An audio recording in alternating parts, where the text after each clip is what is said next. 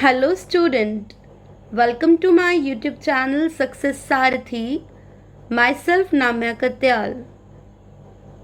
इस वीडियो में हम इग्नू के MPSC 001 भारत और विश्व का एक बेहद ही इम्पॉर्टेंट टॉपिक डिस्कस करेंगे. रिपीटेड क्वेश्चन है जो कि है भारतीय विदेश नीति के उद्देश्य और उसके सिद्धांत क्या क्या हैं.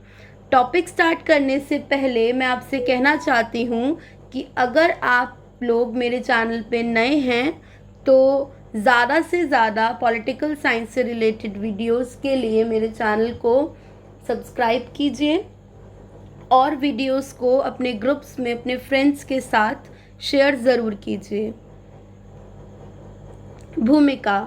किसी भी नीति और उसके सिद्धांत बनाने से पहले सबसे पहले उसके जो उद्देश्य होते हैं उनका निर्माण करना बेहद ज़रूरी होता है.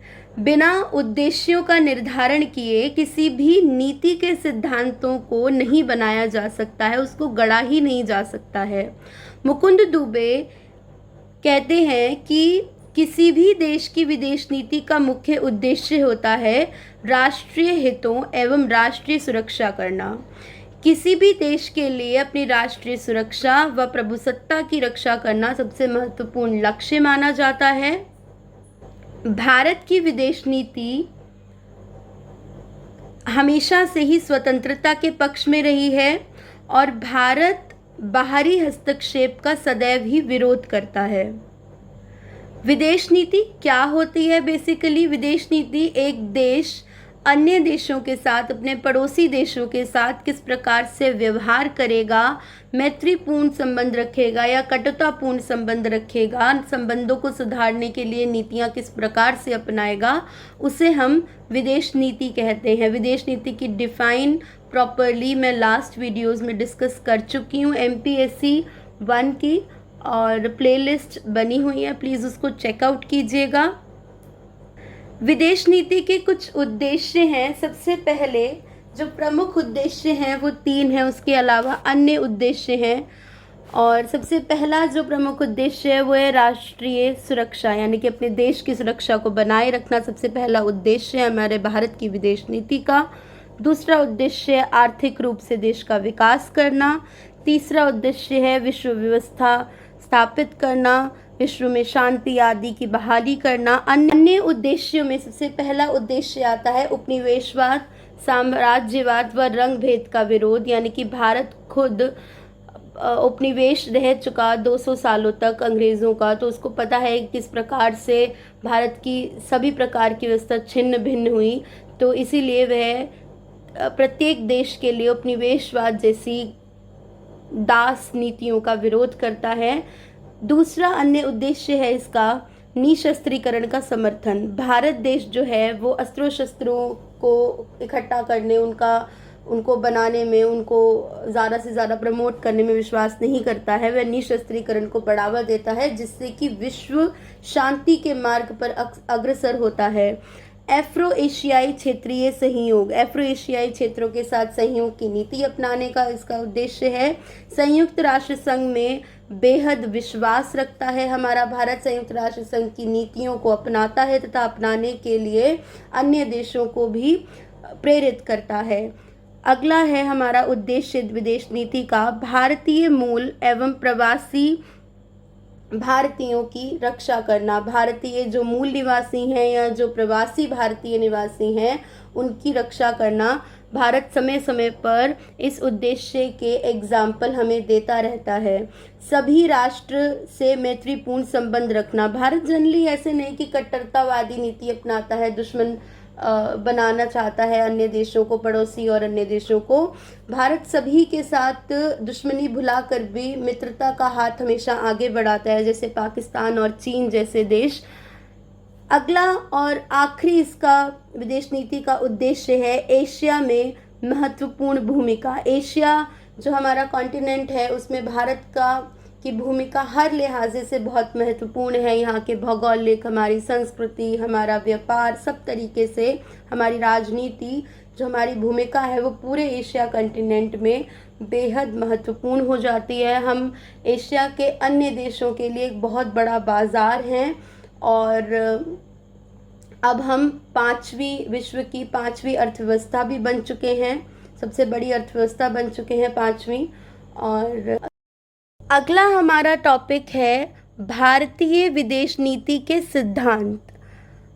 भारतीय विदेश नीति के उद्देश्यों को सार्थक बनाने हेतु विदेश नीति निर्माताओं द्वारा बहुत से सिद्धांत गढ़े गए हैं, जिनमें से कुछ सिद्धांत मुख्य हैं, जैसे कि गुटनिरपेक्षता का सिद्धांत, पंचशील समझौता, जातीय भेदभाव का विरोध और पराधीन देशों की स्वतंत्रता तथा विदेशी आर्थिक सहायता। तो एक एक करके हम इनको डिस्कस करते हैं। गुटनिरपेक्षता जो है वो हमारे भारतीय विदेश नीति के सिद्धांतों की नींव माना जाता है। गुटनिरपेक्षता का सिद्धांत हमने दो स्रोतों के आधार पर अपनाया था, या गुटनिरपेक्षता आंदोलन दो स्रोतों के आधार पर हमने चलाया था। बेसिकली जो गुटनिरपेक्षता आंदोलन है, इसका संस्थापक देश हमारा भारत ही है। हमारे भारत ने ही इसकी नींव रखी। इसका जो अर्थ होता है वो ये होता है कि किसी भी गुट में शामिल ना होना, किसी भी सैन्य खेमे में शामिल ना होना। भारत ने गुटनिरपेक्षता की नीति दो स्रोतों के आधार पर अपनाई, एक भौतिक और एक गैर भौतिक स्रोत। भौतिक स्रोत ही कहता है भू राजनीति और आर्थिक स्थिति उसमें शामिल होती है। गैर भौतिक स्रोत में ऐतिहासिक विरासत और परंपराओं का प्रभाव के कारण हमारे भारतीय विदेश नीति निर्माताओं द्वारा गुटनिरपेक्षता का सिद्धांत अपनाया गया। जो गुटनिरपेक्षता है उसका संस्थापक देश है भारत, लेकिन भारत ने अन्य 4 देशों के साथ मिलकर इस आंदोलन की शुरुआत की थी, जिसमें अन्य 4 देश हैं घाना, मिस्र, इंडोनेशिया और यूगोस्लाविया।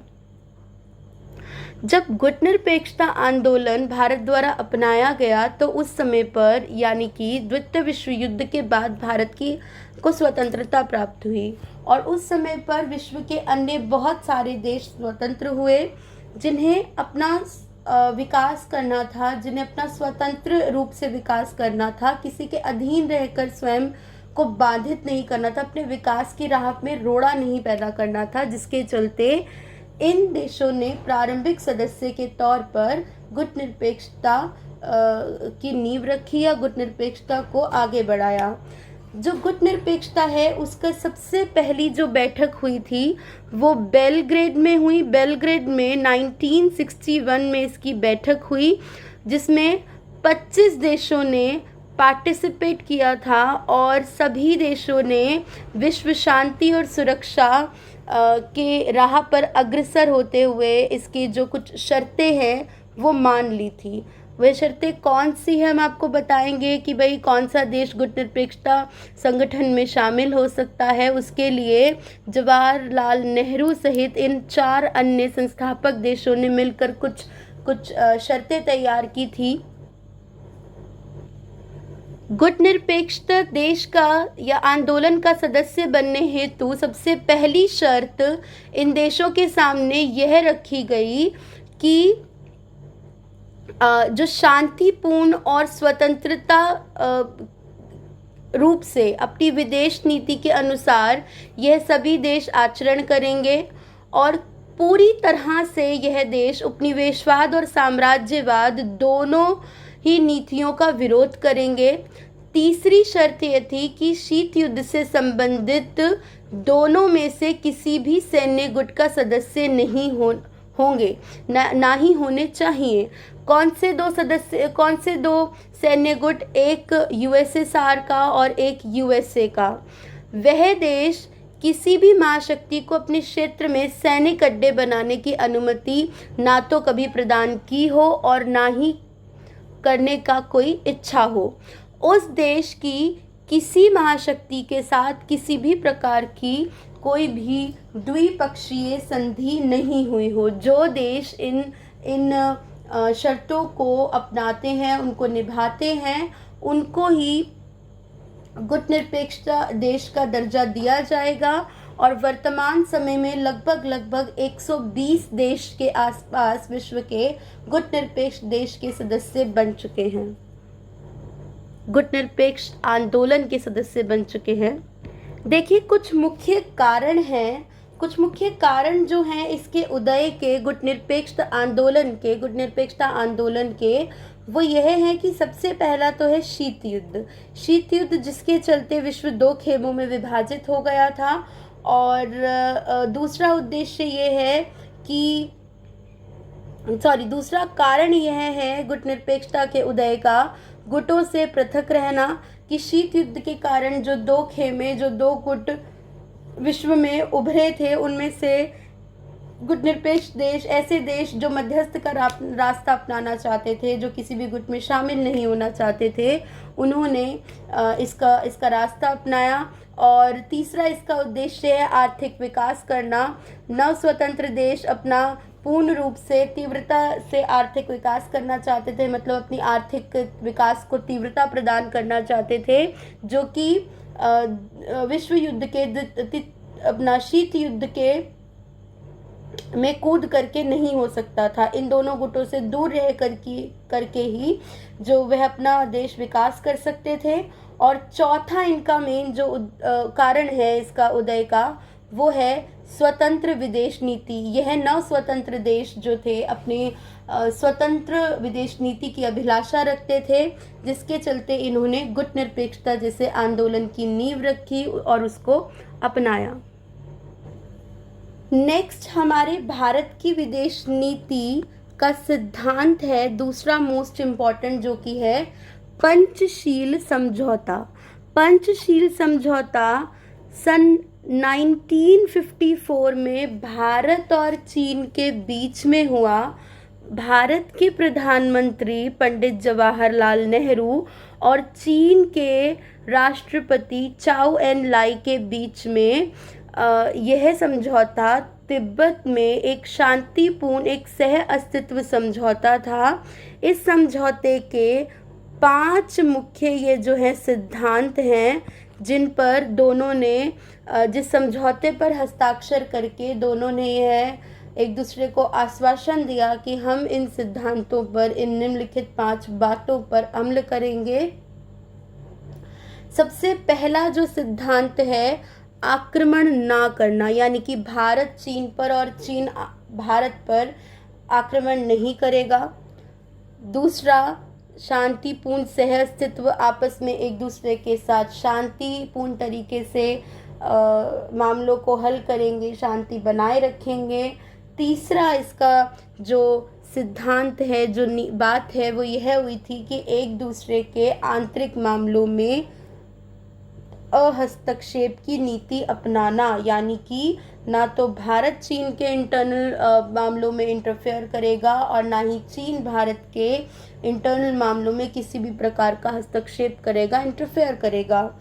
और चौथा जो इसका समझौते का सिद्धांत है जिस पर हस्ताक्षर किए गए, वो है एक दूसरे की क्षेत्रीय अखंडता और प्रभुसत्ता का सम्मान करना।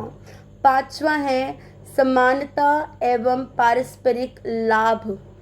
तो ये जो 5 सिद्धांत हैं या जो 5 बातें हैं, इन पर दोनों ही देशों ने 1954 में एक समझौते के दौरान हस्ताक्षर किए, एक समझौते में हस्ताक्षर किए या समझौता किया।